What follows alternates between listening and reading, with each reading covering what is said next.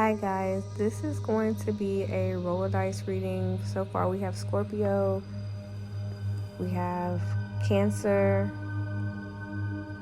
Virgo, Sagittarius, Capricorn, Sagittarius, and last but not least coming through Gemini. So Page of Wands, King of Cups. We also have the Knight of Cups,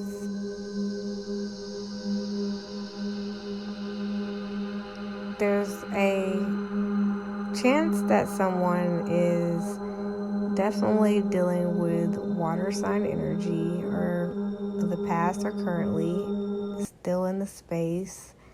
It doesn't matter how you found this video. If you've stuck around to this point, this is your message. There's something about you wanting to open up to passion and wanting peace, wanting a new adventure where there's excitement. You've emotionally matured and developed to the point where you're able to use your discernment to know who's worthy of you or who's not. You have archangels that are helping you to cut any ties, Archangel Michael, that result about any abandonment, so that you can have the integrity you need to align with the energy that you're wanting to romantically open up to. And some of you may be gifted. I'm having mediumship come through here. Your spirit tribe angels are helping you see that you may be an indigo, a high energy functioning being that is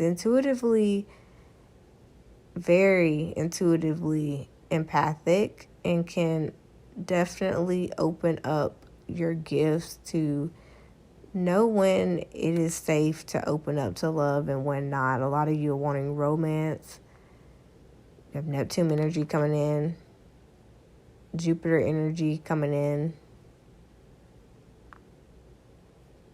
that are going to be influencers this month to really help you expand your emotions and open up to the love of your dreams and have that passion, so you can be in peaceful waters or peaceful, more calm waters, and just be able to know that you can surrender and open up to love. So book your personal reading via DM on IG 2222.